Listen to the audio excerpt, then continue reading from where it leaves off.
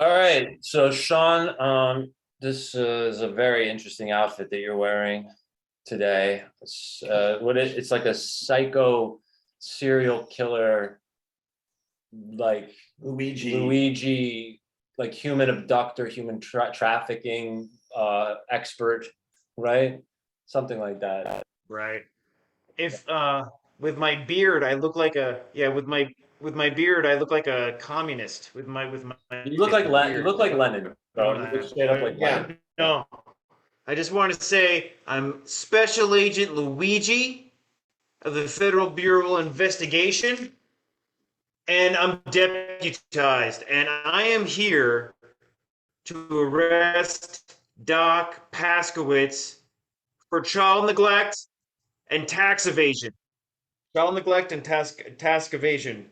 Please let our viewers know why the law enforcement is Truancy. necessary in this case. Yeah, Yeah. Well, he's dead, so he's dead, and Yeah. get him. he also didn't make enough money to be wanted for tax evasion. It's a good point. I want to get into the dime, but please click and subscribe. I will say click and subscribe. It's smash. It's click the subscribe button or like and subscribe. Okay. Like it. Guys, this is our 20th episode. Welcome to Obscuria Filmcast. Today we are going to be discussing the film Surfwise, documentary from 2008, correct? I believe it's Yeah. from 2008. Yeah. Starring Dorian Doc Paskowitz, his wife, Juliet, I believe, and their 9 children, and I'm not going to remember all their names. 8 boys, 1 girl. 8 boys, 1 girl. No, Excuse- 7. 7 boys and 1 girl. It was 8. It's 8. 8. Oh, right. I'm sorry. They had 9. I apologize. Yeah. It was 7 boys, then the girl, and then 1 more boy, I think. David, Abraham, Israel, You don't need. Yeah, it's the 9 tribes of Israel. That's all you need to know. and And I've been obsessed with this movie ever since I was introduced to it by Lauren Kinchlow. Shout out to Lauren. And she told me about this movie about a crazy doctor who was obsessed with surfing, who after 2 failed marriages decided that he didn't really know enough about sex, and that's why his marriages failed. And so he decided he was going to do a medical study of sex and spend the next however long it would take him to fuck 100 women until he found the one that scored at the right height to create a marriage that would last, right? Because you need sexual chemistry to have he a was in last- 93. That was the 25th, Then the 20, He only got to he only got 25. to 25 women. which is impressive. Yeah, so by the time he got to 25 women, he met this one. He was so shocked by the score that he was like, I'm going to have to marry her. And then he did. And they had a bunch of kids, and they just traveled around in a Winnebago. And Not even a Winnebago, a camper. A camper, right. A camper is half the size of Winnebago. Yeah, a small Winnebago is just the brand of a camper, correct? It's not like an actual technical. Yeah, but No, you're right. It is a brand name, but it gives the image. It gives the image in the listener's mind that maybe this crazy family was traveling around in a vehicle that was maybe almost sufficient for 11 people to live in. But no, take your average large trailer home, which usually only lives 4 people comfortably, and then smash that in half and then double or triple the size of the amount of people living in it. And they lived like this for literally years and years and years on top of each other. And how did they survive and not all get dysentery? They had to wash their assholes really good every time they were going to get back into that camper. And Juliet, the matriarch, the wife and mother, she said that we should have had a flag of a butthole, a squeaky clean butthole as our flag, because that was our motto. That's how we kept everybody healthy. Everybody had to be really clean, especially their assholes. And, when you have a medical doctor as a father, I guess you could, the only person who could pull something like this off would have been Dorian Paskowitz. I can't think of any other man who could have pulled off this type of lifestyle and family situation. So that's your kind of synopsis. There really are, there are no spoilers because like every moment of this film is just like one shocking, not shocking in a bad way necessarily, but one like memorable moment after another as you watch the sort of history of this family unfold. I got plenty to say on this, but I'd really like to hear what you all think before I do any more talking. Judy, would you do the honors? Sure. Yeah, I'll start. I'm torn. Okay, I think the filmmakers did a good job of truly telling the story without telling you how you should think about them and the family. Because you could watch it and, want to arrest him and say he was a child abuser or something. But then on the other hand, you could say he deeply felt this way about life and gave his children an opportunity that no one else would have. So I think that the filmmakers did a really good job of not telling us how they felt about just really truly telling us the story. So I really, so I want to say that I like that, because a lot of times you just watch a movie or especially a documentary and it's like, okay, you're telling me basically your opinion and you're only going to show me so much. It was just really interesting. There was parts where I watched it and I was like, oh, that looks like so much fun. And then there was other parts where I was like, oh God, and then there was certain parts where I thought, when they showed like where they were sleeping in the van and I was like, oh, that's terrible. And then, the spoiler alert, where the shocking part, it's towards the end of the movie where the oldest son, I think his name was David, they featured him a lot.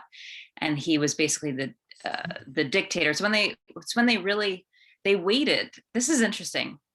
When I just said that they didn't tell us, their opinion, they really waited to a certain point to tell you how sort of manipulative the father was, which you probably could have told because they were living in a camper. But the story that really highlights it was David talking about when his brother did something in the bathroom. He got mud everywhere. He couldn't remember what it was. And his father had him chase his brother. And then he told him, choke him. And he said he choked him until his nose bled. And then he had that moment of like, oh my God, what have I become? And before that, his father had convinced him that he was proud to be like the family muscle, like showing his brothers what to do. So at that point, I was like, oh, before that, I sort of was like, oh, that's cool. He's just like, yeah, I want to, you hear people, I want to live off the grid. I want to like escape the man, and just live my life.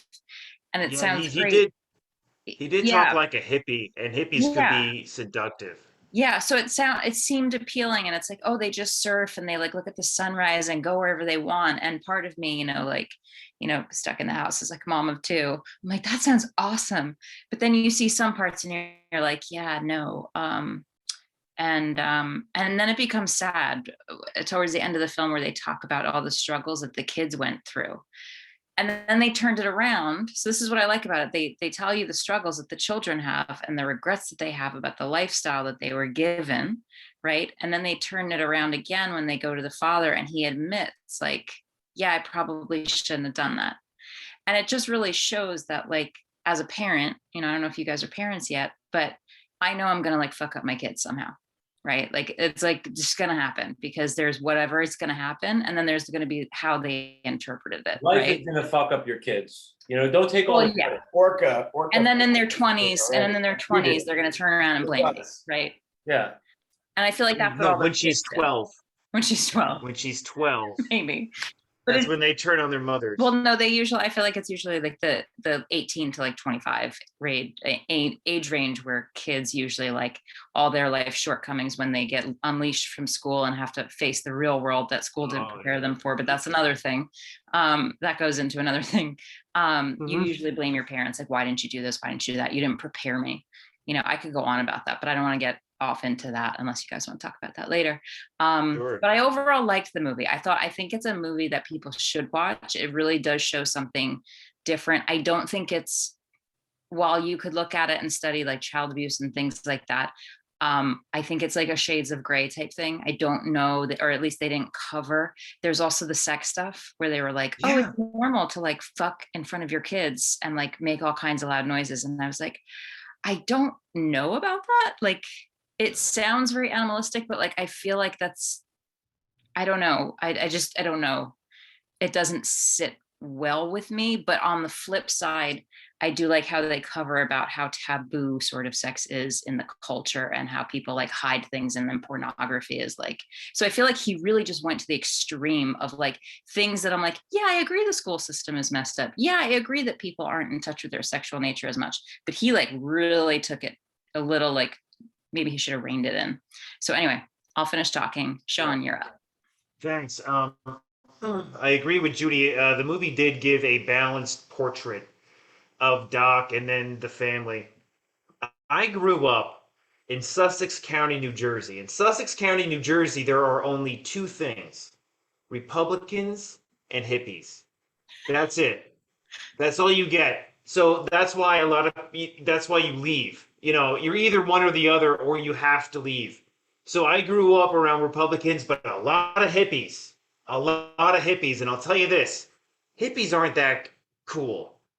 South Park did an episode on hippies.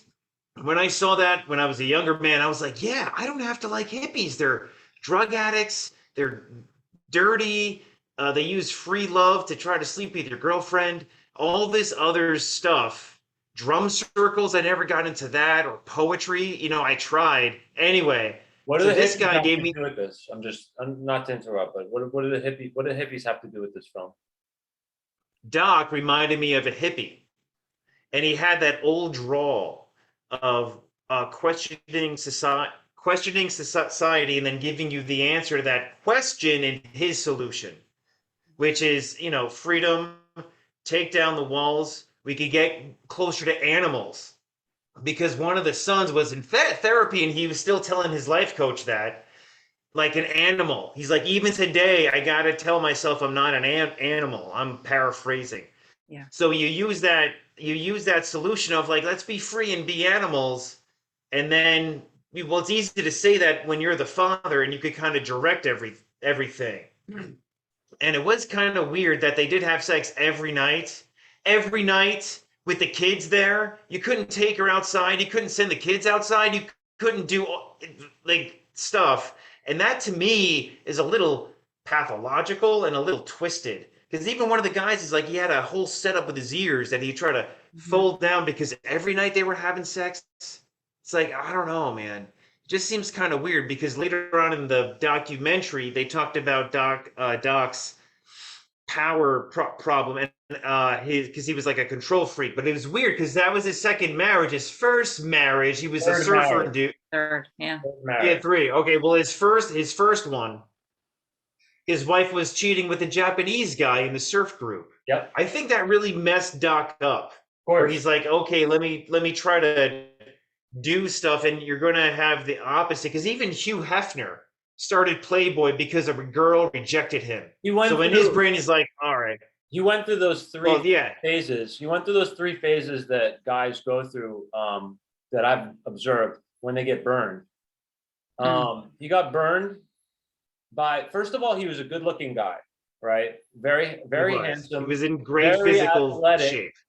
very well-to-do, running at the very highest level of the medical association, of whatever it was, the public health office of the state of Hawaii. He was like the Dr. Fauci of Hawaii, okay? And he was good looking, and he was in shape, and his wife still cheated on him with a surfer, okay? This is a cardinal lesson for men about female nature. This is not denigrating women in any way. It's just, women don't like being good looking, having money, and not understanding female nature is a recipe for disaster for you. It's not going to insulate you from that kind of situation. And so after that, he was like, okay, I'm going to go find a nice traditional Jewish woman who's very old school. And it's like, yeah, but you're not that. So he did that, and she left him. She probably didn't cheat on him, but she couldn't handle he was too mashugana for her. So she left, and she left and took the children away too, which they just quickly gloss over, which is kind of crazy. So so that was his second phase, was find a nice traditional girl. That didn't work out. So that I think you're absolutely right that it was his marital failures that, and they don't even, it's not, this is, you don't even have to deduce this. They spell it out for you. He says it. It was my marital failures that led me on this path. So yeah, of course. And I just thought that was messy. If you're an extremist, that's what you are. And he was always that. Right. Yeah. And he had to come and accept it. I am an extremist. This is how I'm going to channel that and be the best version of myself. I get it. I'm an extremist. Also, yeah, I'm not so much as I used to be. I used to be very intense. I relaxed. You're not But into even with cinema? the money, Yeah, right. with the money too. But wait. But also one thing, he's not a hippie. Well, But I understand what you mean. He's a hippie. He's not a hippie. I'll tell you why. He's anti-drug. Okay, he's a first generation hippie. No. He's a first generation Yeah, hippie. he's Okay, a all right, hippie. we'll talk about it. But I'm sorry. He was born in 1990. hold on. Hang on a second. There are no hippies until one 1967. rule. No over talking today. Okay, Sean. He's not a hippie. He was born. He was an adult at the height of his powers, in his own words, when the Nazis were murdering Jews. He was 20 years old in 1941. The hippie movement didn't start for another 25 years minimum. Okay, so just from basic chronology, he's not of that ilk. He's a surfer. He loves surfing, but he's a conservative, socially conservative, a traditionalist. Let's put it that way. He's not I want to say conservative. I'm not going to say hippie. This guy's a traditionalist. He's trying to, his rebellion is trying to figure out how to be more old school. He's trying to be as old school as you can possibly be. He's trying to go back before civilization, which I don't think you can do. And I think that was a big part of the problem. But to call him a hippie, I think is a little bit. okay, let me rephrase. He's like well, yeah, you're right. He was earlier, I believe they called them the Beatniks and the Beat Generation. He's more like that ilk. And he used money as another form of manipulation. So if you keep the family down, you don't have money for anything, so you offer them nature. That's what he really did. There's no money, and you're going to get 7-grain cereal every day, everything your body needs. And in exchange for that, you can do anything you want. Just make sure you read books, because I guess they did read books, because I'm thinking, how do they learn how to read? Anyway, but I guess there was some sort of homeschooling. They studied Torah. I mean, they were given a somewhat of a traditional Jewish education by the father. It just seems strange because it's like only the books, but only the books I give you. It's not even about the books I give you. What he did, the crime, I think we're going to identify the crime. The crime is isolating his children from reality. Yeah. To say the outside world is dangerous, that's the cultic manipulation. Don't go and see for yourself what's out there. It's dangerous. And there's a reason why they didn't leave until they were in there. I mean, the first one that left was like 23. Yeah. They were scared to leave. I mean, like they were brainwashed. Yeah. You could say that. I'm sure that's another thing. Argue that. They were brainwashed. Everyone's brainwashed, but it's a matter of how small the cult is. You know, everybody's brainwashed, and Westerners are brainwashed into a very big cult of Western secularism. It's a very big cult, and it's a very unsatisfying cult. And that's why people find their little cults, because this American cult isn't working for a lot of people anymore. So you can understand how the culture that in this country breeds certain kind of seeking type people to go on this path. I can sympathize with a guy like Doc Paskowitz while also thinking what he did was on a certain level cruel. And this is my first time kind of really feeling like there was something cruel about it. And the really only one thing, as far as I can tell, it was what I just said. The isolation, the inability, the saying, no, you can't, no, don't look at the real world. You can't see that for yourself and make your own opinion. And, you know, the over sheltering is not healthy, you know. But I understand the impulse. As a kid who grew up in Manhattan, watching, you know, people doing really things that no child should be seeing, yeah, you know, public, whatever. But I don't know. Let me just say, the children, at least half of them are very successful. One of them had a band called The Flies. I remember that song. That was their song. Oh, you and other actually stuff remember too. that? I do, yeah, yeah. Because they started playing it slow in the background, and I'm like, yeah, I remember that song. And then as the movie was going, it's like, oh, they're the guys that did, or at least three of them or something were in the band or whatever. But And I just think it's like that type of schooling. Half of them, did become successful. One of them, Abraham, was working as a cook in a chain restaurant. He wasn't happy with his life. Even in the end, his dad gave Abraham a little jab because he's hugging the youngest one, and who he's was the telling musician. Abraham that he's looking fat.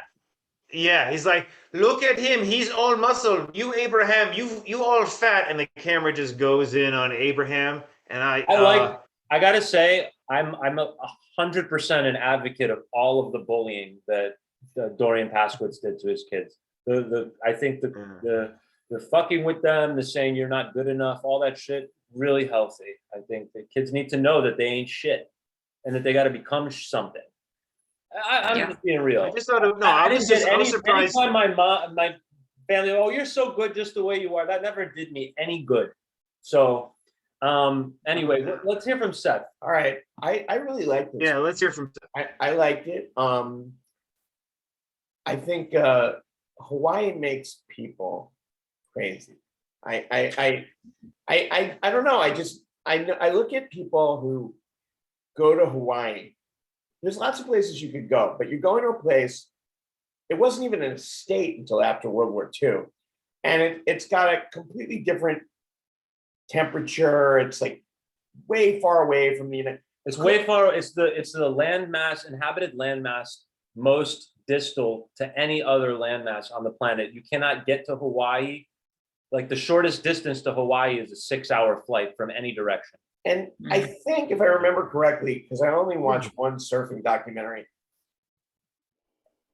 Hawaii surfers are considered like different from like California surfers and Australian surfers. There's something like, because that's where Australians and Hawaiians there's some sort of similarity there. They're both like really crazy. Yeah, but the Hawaiians are the craziest. The Hawaiians created surfing, right, with the longboard. The native Hawaiians. I don't want to butcher the history. Okay, of I don't want to. surfing Yeah. Speculating And on it's that. not in this film either. So that. And also keep in mind that they didn't really get to. I don't think they got to Hawaii until much later in life. Right. Like they were mostly just traveling around the continental United States, and it's not clear when they moved to Hawaii. If it was 10 years before the making of the film, 20 years, 40 years. I think he started there and ended there. No, and he then most of the movie was in the mainland. He started in Texas, and his family moved to Southern California when he was a child. He was a teenager. I liked. This is what I noticed. This goes on with a lot of people who start movements. He got a good idea. Like he got burned by the women in his life, and he created this sort of like Kinsey test based off of his own doctor knowledge to test these women. He goes through 25, he finds his wife, but he kind of holds this apparatus up to everything for the rest of his life. Like he never finds another way to deal with things. Like he's always pushing what he knows. I don't feel like this is a guy who, reads a new book and goes, let's have this trickle down into the family. It's kind of like his way or the highway. And I think a lot of guys do this. I think Moish Feldenkrais did this. Joe Pilates did this. I don't know what Ida Rolf was like, but She was a crazy, son of a bitch. crazy. Yeah, she was. They were all fucking crazy. But this guy is like, he only did it to his family. And it was like surfing and what I know from medicine. And I liked it. I just, I want to think, I was telling you about this. I think it would be a really interesting movie to remake as a drama. And I was thinking, who would you cast as him? And I think either Robert Duvall or Alan Arkin. I was going to say, at what age? Yeah, Doc as a younger man during raising his family. So he means like a frame for frame almost. Yeah, I mean frame for frame. You just do it as you would have to cast like young actors as the kids. I would say, yeah, Robert Duvall's old enough. Robert Duvall's He's like still- 90 something, and Alan's in his mid 80s, high mid 80s. I think next couple days he has his birthday. Yeah, Alan Arkin would be my vote. I think you have to get. I mean, Robert Duvall could do it. It's just he doesn't look Jewish enough for my taste. Which I think is it wouldn't matter if that wasn't such a central part of his identity. Like, but yeah, that's the I other think it thing. would I mean, matter. it's like all the people you named, Moshe Feldenkrais, Ida Rolf, these are all Jewish cult leaders. Yeah. Jews have a very particular way of starting cults, and they always do it in a very Jewish way.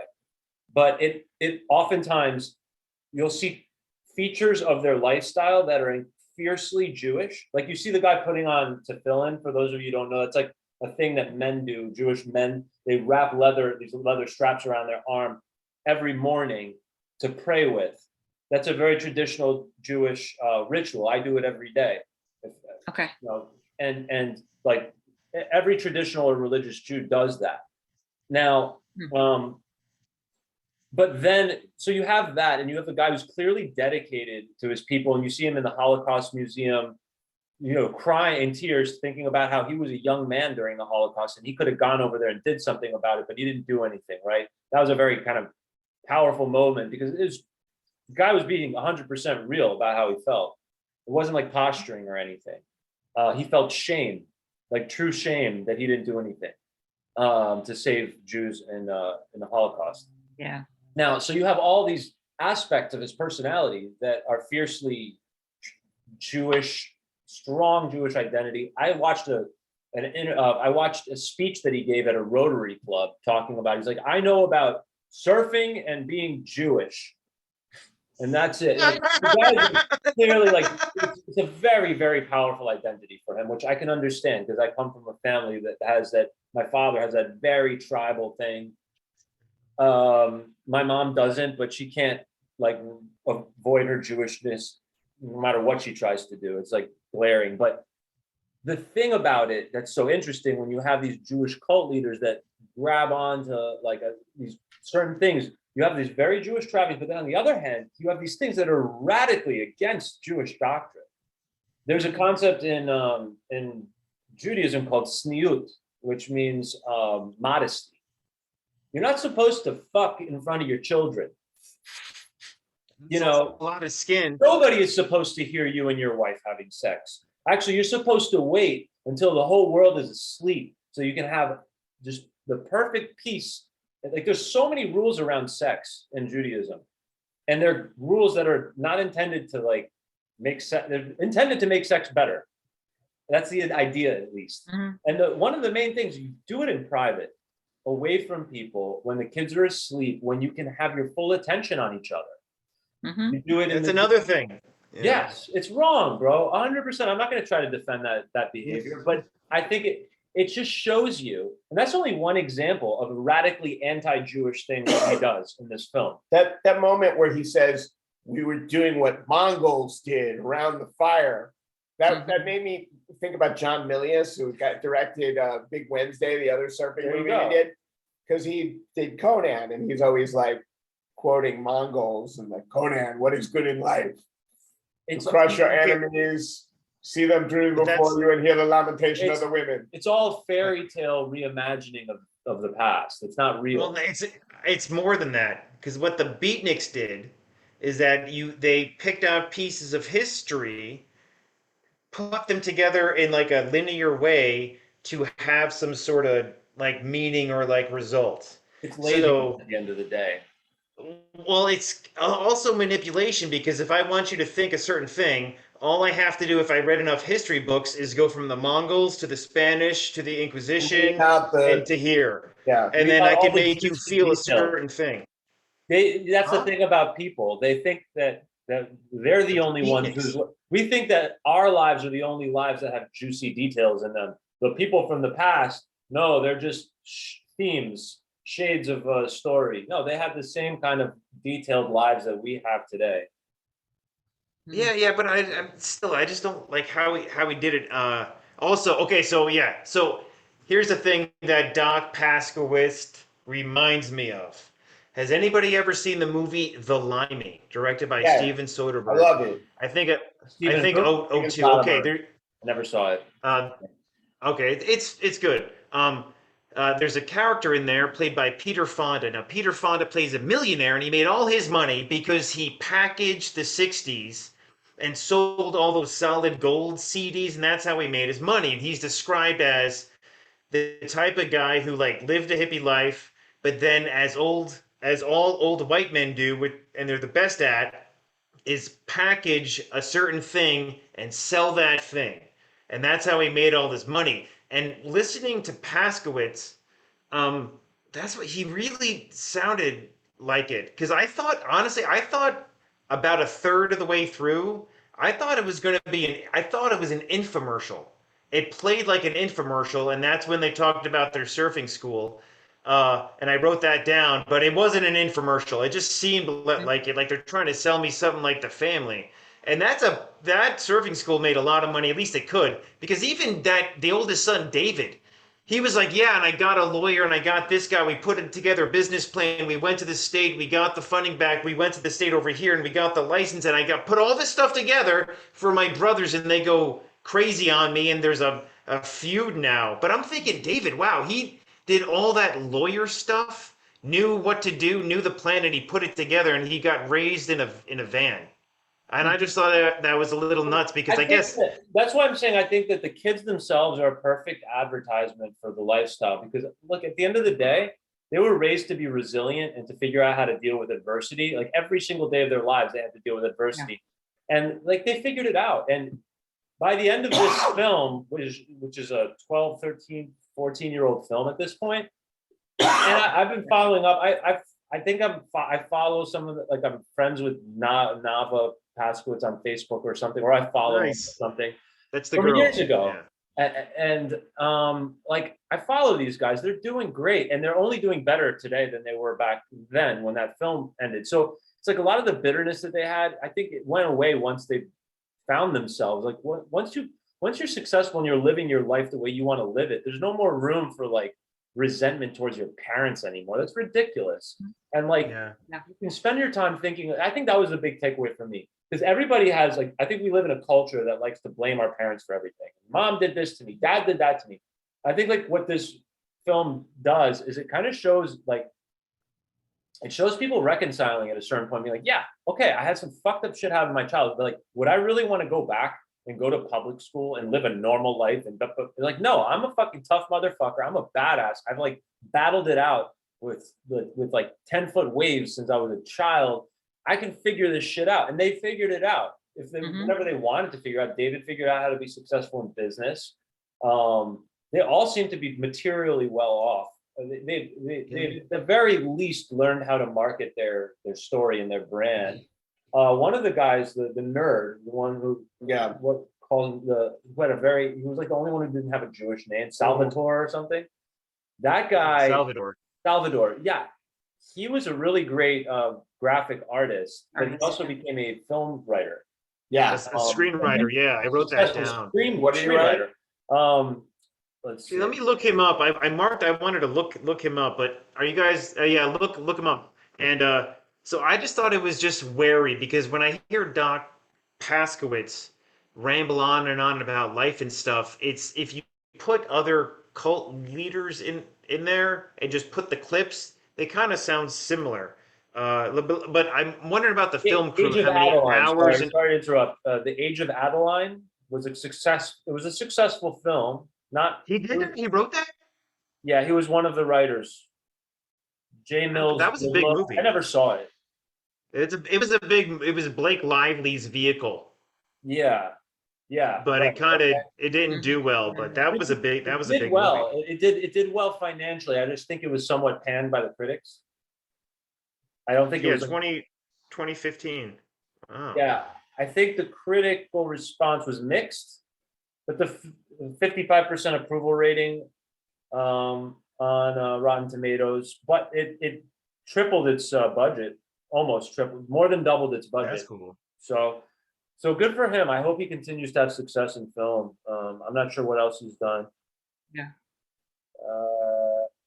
Yeah, I couldn't find anything. Doesn't television. Anything else. you know. But whatever. the cult leader thing is interesting too, because he's only a cult of his own family. Like there doesn't seem to be any interest whatsoever in like recruiting through the surfing school or anything like that. He really seems to be just like concentrated on his own immediate family, because that's where the tension lied originally.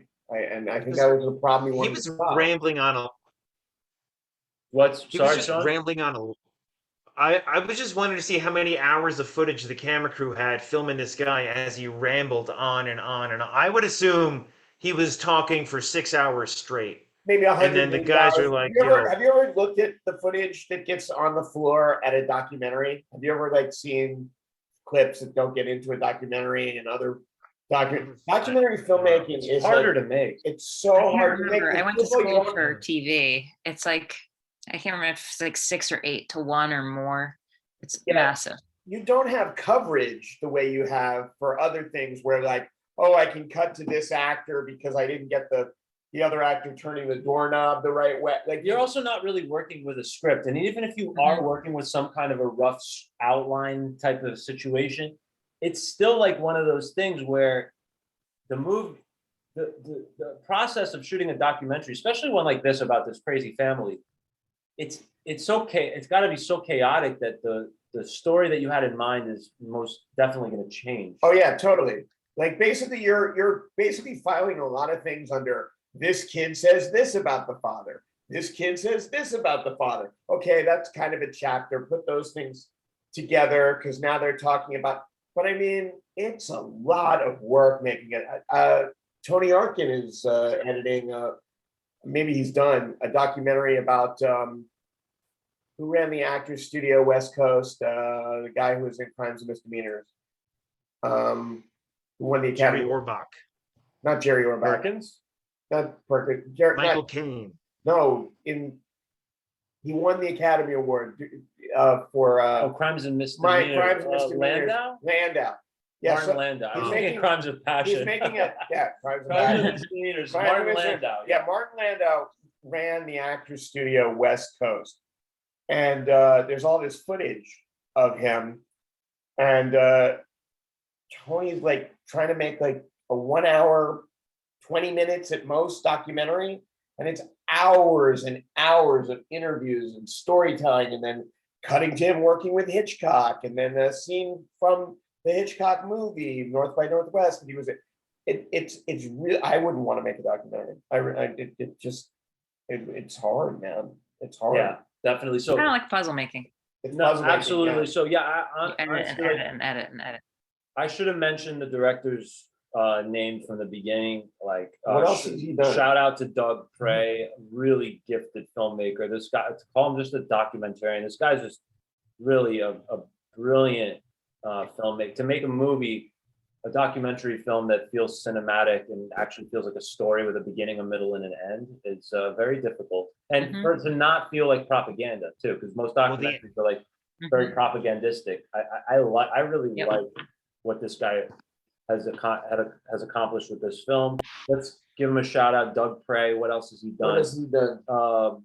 Big Rig, a documentary about truck drivers. Yeah, this movie was edited very well. Infamy, a documentary Nice. about graffiti culture. That's right up my alley. Red Diaper Baby, Nice. solo performance film starring Josh Kornbluth. Scratch, a documentary about turntablism and DJ culture. All right, dude, this guy's fire, man. Fucking props to him. Hype, the 96 documentary about the explosion and exploitation of the Seattle grunge scene of the early 1990s. His most recent films are Levitated Mask, a film about the creation of Michael Heiser's massive sculpture at the Los Angeles County Museum of Art, the Emmy Award-winning Art and Copy, a film about advertising and creativity that premiered in 2009. I mean, the guy's like a real artistic, clearly like really Documentary interested filmmaker, in like art. Doesn't seem to want to be like Michael Apted, where he jumps back and forth from a documentary to doing a James Bond film. Right. This guy's dedicated to highlighting like really creative shit. I mean, I think at the end of the day, what's the most special thing about this family? They're unbelievably interesting and creative. And they have incredible personalities. This is a Innovative. group of people exploding with personality. So It's definitely a work of art, and obviously I'm biased. I picked it, Yeah. but I don't know. I don't want to take up too much more time with this. Let's go into closing statements. Yeah, Judy, can I start? Yeah, please. So the last thing I wanted to say is one of the sons, he talks about the book that his father wrote. And he said the one part that stood out to him, and I feel like I'm gonna I'll help you. What? I'll help you if you stumble. Okay, he says the one thing that Okay. stood out to him was that that for most of human history, man has been struggling to not be hungry, but Yes. yet today, man has to struggle to be hungry because there's an abundance of food and everybody's Yes. overindulging and becoming obese. And Exactly. And so I think I really like the filmmaker's play on culture there and bringing back because he's really balancing out talking about the problems that the family had and then the lessons that his father taught. And the father even says, he admits that he had a whole life before he decided to do sort of like the nomad type thing, where his children didn't have that. But I do like what he talks about, that, like it really does show something where when they had to like get out there and do things, right? They weren't just sitting in their homes. Like those kids are all, even although they had issues, they're all thriving and they will continue to thrive because they are fighters. And it's sort of like he was talking about how a majority of society, and I agree with that, is like we're just sitting around like watching Netflix, which is not bad when you do it sometimes, but it's like you have a bunch of whiners. Like, I'm sorry, I hope my kids aren't whiners, but like I was also part of that generation where it was like, you're special, you could do anything you want. And then you go to college and like, they're like, oh no, oh wait, you can't. And then I feel like even the generation behind me, whatever my age is, you could say like the millennials, it's even more pronounced. It's just like you get into this like, I'm special, like I can live my dreams, and it's like that's not life. And so I feel like where Doc did thrive is like he was trying to say like this is life, but he just took it a little bit too far. So but I think it's definitely a worthwhile film to check out. And also I would even check out the director's other works as well, because I think that he does a really good take on documentaries. And as you said, it's like not propaganda films. Like he really tries to show you an interesting, balanced, and maybe a few different perspectives so that you actually really think about things instead of just telling you what you should be thinking. It's a little bit more nuanced than that. Awesome. Thanks, Judy. Sean? Yeah, the oldest son, David, wrote an angsty song to his father. And then David sang the song as he played it on his computer, looking into the camera for the whole song, which was like 3.5 minutes. And it bugged me out. Yeah. It bugged me out because he didn't blink, and there's something there. And the Beatnik stuff really, my red flags just go up. He's bringing in this whole like artsy fartsy thing. They just kind of like turned me off because I guess maybe the hippies I've known who used to spin yarns like that. Anyway, but the film was done. The film was done very well. The editing was very, very done well. A lot of supporting footage, underwater stuff. The kids, a lot of them were world champions. That's not a lot of people can say that with all the trophies and stuff. And they did, I guess, solidify a culture, or at least help package it. Because if all you know is surfing, what are you going to do? Well, let's sell surfing. But it's just so funny because they didn't sell out; they bought in, which I thought was. I just enjoy that. I just think that's kind of cool, and I can see why Abram liked this movie. It was definitely an Abram pick. So and rock and roll, man. God bless America. Oh, but Doc, I don't want to. He's why this country is great. God bless America. That's a nice way of tying it together. I would pair this movie with Big Wednesday and the other one, Private Practices. I think it's a nice combination. And then you can watch Point Break afterwards. You watch Point Break, and then watch the Milius documentary. It's right on. FBI agent. So Charlie Don't Surf. You can Charlie watch Don't Surf now. Right, so who's up next? Oh, I am. Uh-oh. I'm Uh-oh. going to choose. Relax. Hey, it's Okay. I'm going to it's good choose. fun, Sean. Fun. It's all in fun. What do we got for us? Okay. 1994's I like the- Arizona Dream. What? 1994's Arizona Dream, starring Johnny Depp, Vincent Gallo, Lily Taylor, Okay. Faye Dunaway, and Jerry Lewis. Okay. In one of his I few like- I like don't dramatic Do roles. not like I about love that. this. This sounds Yeah. great. I never even heard of this. It's obscure. The story is obscure. It's one of those weird indie 90s movies, and What's it the called? story's obscure. You Arizona just what? got to watch it yourself. I Mm. remember seeing it on Comedy Central years ago, and I caught the middle and to the end, and I loved it at the time. Haven't seen it since, but I looked it up. It's free on YouTube, Whoa. Okay. even though that's a bad print. So And if it's free on YouTube, I'm sure it's on other platforms for Passes free. the bar for a complete box office failure at a whopping $112,000 US. Wow. I didn't even know that. 142 Well, you'll see why. The And story. it's French American. I don't know why.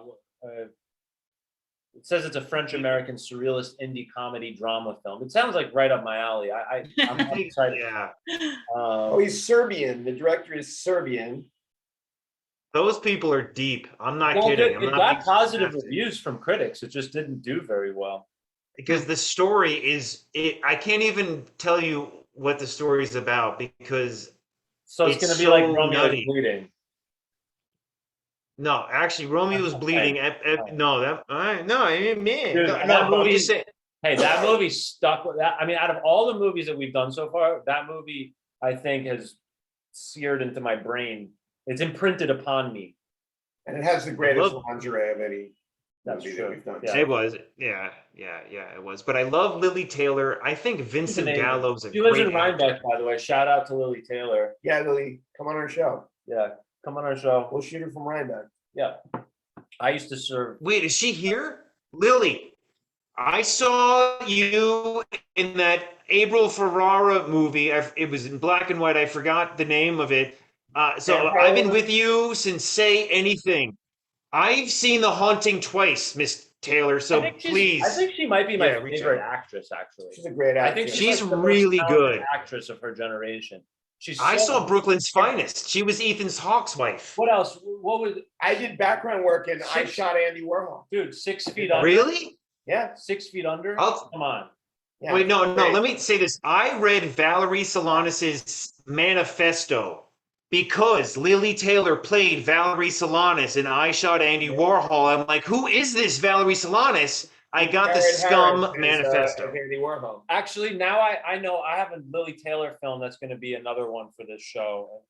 Good. Now I'm inspired. If she's but- here, what do you mean Lily. here? What are you talking about here? Watch I don't know. Seth said she was like, No, you I'm can just hear saying I this. used to see her in Rhinebeck all the time because she lives in Rhinebeck. You know. Does she? Yeah, I think I served her a couple times when I worked at the cafe a while back. I remember her Mystic Pizza, I think. Mystic, that's another one. Oh, nice. My girlfriend wanted to go to Mystic, Connecticut because of Mystic Pizza, and we went and ate at Mystic Pizza. And I think I didn't get this. I got a foghorn there when I was there. Nice. Nice.